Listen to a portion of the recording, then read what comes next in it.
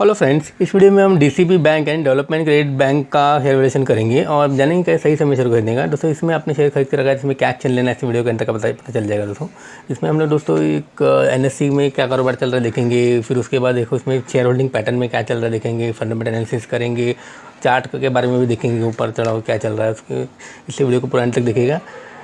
दोस्तों देखो इसके बारे में पहले जानते हैं। डीसीबी बैंक देखो ये शुरुआत 1930 में शुरू हुआ था। दोस्तों इसमें देखो दो कोऑपरेटिव बैंक यानी कि the Ismailia cooperative bank limited और मसाला वाला कोऑपरेटिव बैंक है, ये अलग अलग देखो चल रहे थे।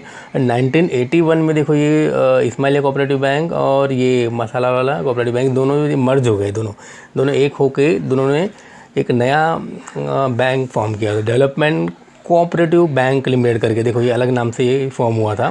फिर उसके बाद देखो ये 31 मई 1995 को क्या हुआ, सिटी कोऑपरेटिव बैंक लिमिटेड ये मर्ज हो गया डेवलपमेंट कोऑपरेटिव बैंक के साथ में, और बाद में एक नया एक जॉइंट स्टॉक बैंकिंग कंपनी जो नया बन गया, देखो वो उसका नाम था development credit bank limited.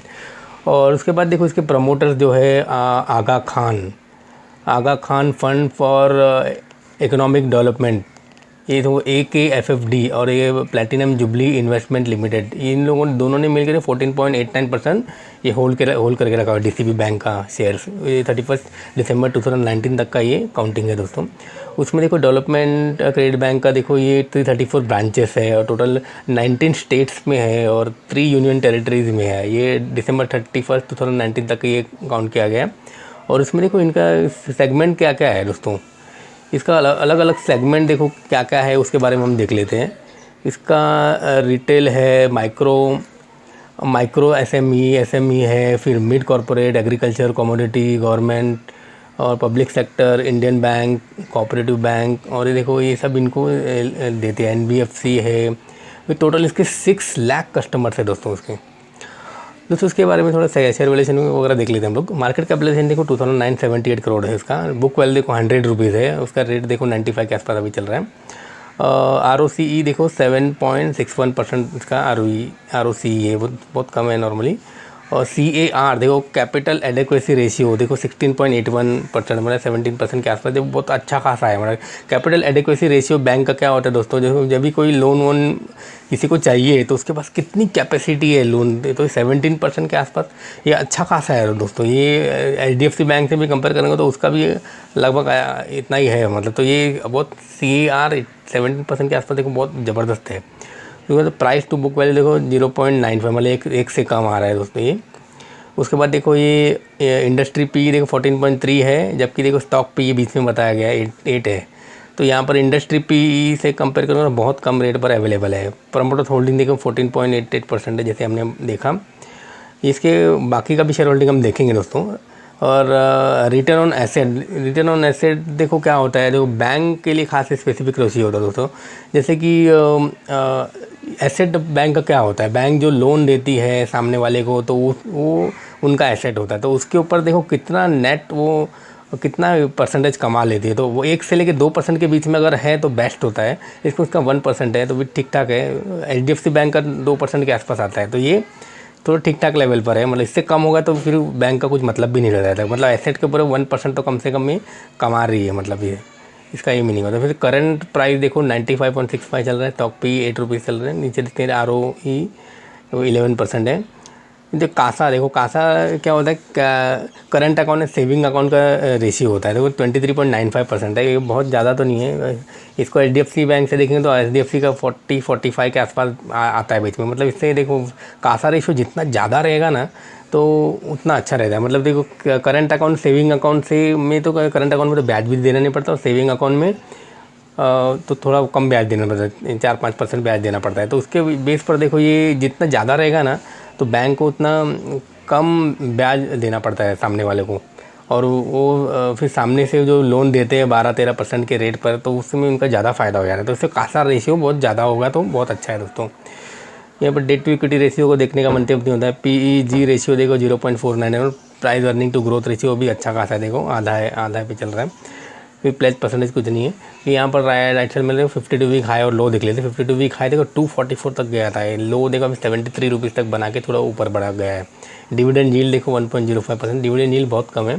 Sales growth देखो बताया गया 21.43, इसका क्वार्टर में ये इतना सेल्स ग्रोथ हुआ था। फेस वैल्यू 10 रुपीज़ है।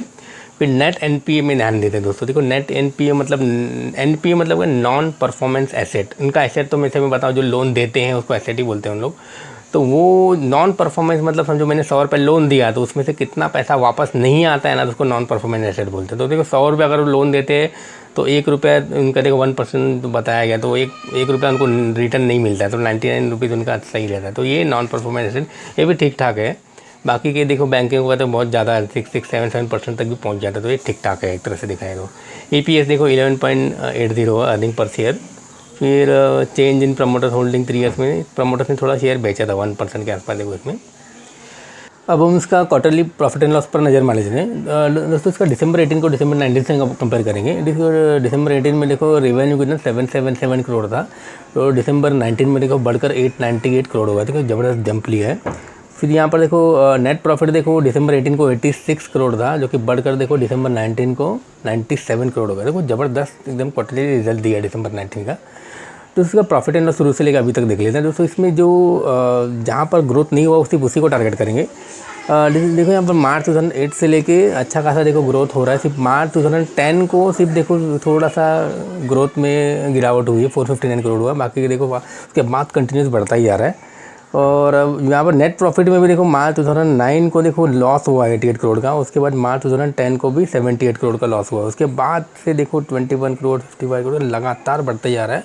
उसके बाद बिल्कुल रुका नहीं है, अच्छा खासा ही बढ़ता ही जा रहा है दोस्तों ये।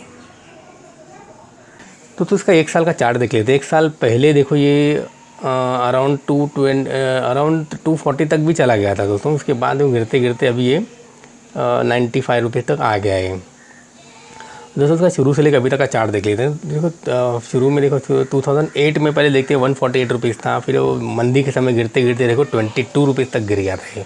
उसके बाद देखो धीरे धीरे बढ़ता ही जा रहा है, 36 तक गया, फिर 72 रुपीज़ हुआ, फिर 50 रुपीज़ हो गया।